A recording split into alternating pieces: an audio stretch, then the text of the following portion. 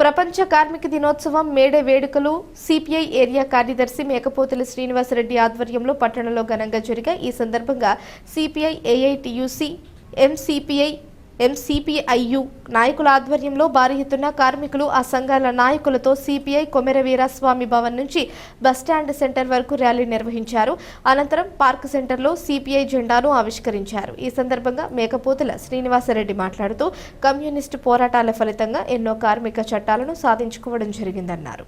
కార్మికుల సంక్షేమానికి పాటుపడాల్సిన ప్రభుత్వాలు కార్పొరేట్ శక్తులకు కొమ్ము కాసేలా చట్ట సవరణలకు పాల్పడుతున్నారన్నారు। మోడీ పాలనలో కార్మికులకు సంక్షేమం కరువైందన్నారు। కార్మికులు శ్రమ దోపిడీకి గురవుతున్నారన్నారు। పరిశ్రమలు స్థాపించి యువతకు ఉపాధి కల్పించాల్సిన ప్రభుత్వాలు దానికి భిన్నంగా మోసపూరితంగా వ్యవహరిస్తున్నాయన్నారు। ప్రధాని మోడీ చెప్పేది ఒకటి చేసేది మరొకటి అన్న చందంగా ఉందన్నారు। కార్మిక వ్యవస్థను నిర్వీర్యం చేసేందుకు ప్రభుత్వాలు కుట్ర పన్నుతున్నాయన్నారు। ఎందరో ప్రాణత్యాగాల ఫలితంగా సాధించుకున్న చట్టాలు హక్కులను కాపాడుకోవడం కోసం కార్మికులంతా ఏకం కావాలని ఆయన కోరారు। కార్యక్రమంలో సిపిఐ టౌన్ సెక్రటరీ మిద్దె పోగు బాబురావు, ఎంసిపిఐ రాష్ట్ర నాయకులు అబ్రహం లింకన్, ఎంసిపిఐయు డివిజన్ నాయకులు మాచవరపు నాగేశ్వరరావు, తాపీ వర్కర్స్ యూనియన్ నాయకులు గాజుల చెన్నయ్య, ఏఐవైఎఫ్ నాయకులు నర్రా రంగస్వామి, చిన్నరామయోగి, బ్రహ్మచారి, వీరాస్వామి, మంజుల లక్ష్మయ్య, చంద్రకళ, సురేష్, ఆనందరావు, అన్నమ్మ, సంపూర్ణ, మరియమ్మ, కుమారి, అంజీ, మౌలాలి, కోటేశ్వరరావు, బత్తిన వెంకటేశ్వర్లు, వెంకటస్వామి, సుధాకర్, పుల్లారావు, రామదాస్, కొండలు, శ్రీను, అంజీ, ఉప్పుతోళ్ల దుర్గారావు, మల్లి, రామాజీ, ఆదినారాయణ, వెంకటేశ్వర్లు, బాబు తదితరులు పాల్గొన్నారు। ఈరోజు ప్రపంచవ్యాప్తంగా జరుగు మేడే కార్యక్రమంలో మాచర్లపట్నంలో అంబేద్కర్ సెంటర్లో అన్ని వామపక్ష పార్టీలతో జరుపుకోవడం చాలా సంతోషం।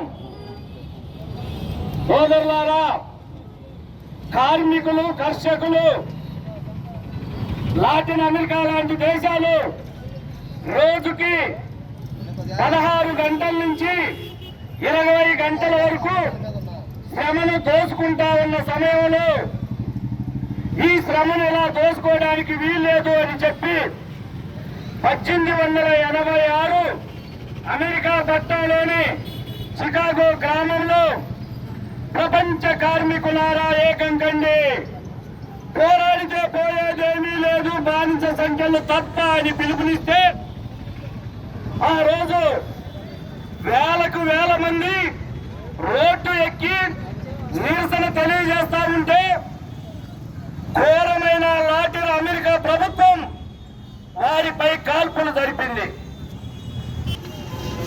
రైతుల పరిస్థితి ఇంతకన్నా దారుణంగా ఉంది।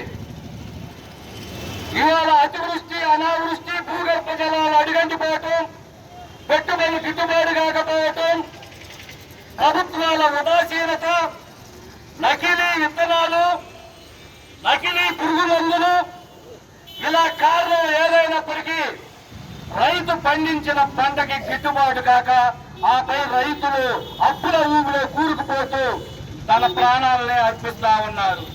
అంతకు ముందు బ్యాంకీలో బంగారం పెట్టినా, గ్రాములను పెట్టినా పావలా వడ్డీకి రుణం దక్కేది। పోయినసారి వైసీపీ గవర్నమెంట్ లో రాష్ట్ర వాటా పావలా క్యాన్సిల్ చేసుకుంటే కేంద్రం కూడా తన పావలా వాటా క్యాన్సిల్ చేసుకుంది। ఇప్పుడు మనకి బంగారం బ్యాంకీలో పెడితే 75 పైసల వడ్డీ మనకు పడతా ఉంది। ఈ దౌర్జన్యాన్ని, ఈ దుస్థితి నుంచి ప్రజలు ఏకమై తిప్పి కొట్టాలని ఈ మేడే రోజు కార్మికులు, శ్రామికులు, కర్షకులు, రైతాంగం అంతా ఒక తాటి మీదకి వచ్చి ఇప్పటికైనా కార్పొరేట్ శక్తులకు కొమ్ము కాసే ప్రభుత్వాలను పదారికి ఈడ్చి పడేయాలని చెబుతూ ఈ అవకాశం ఇచ్చిన మీ అందరికీ నా హృదయపూర్వక ధన్యవాదాలు తెలియజేసుకుంటూ సెలవు తీసుకుంటున్నారు కామ్రేడ్।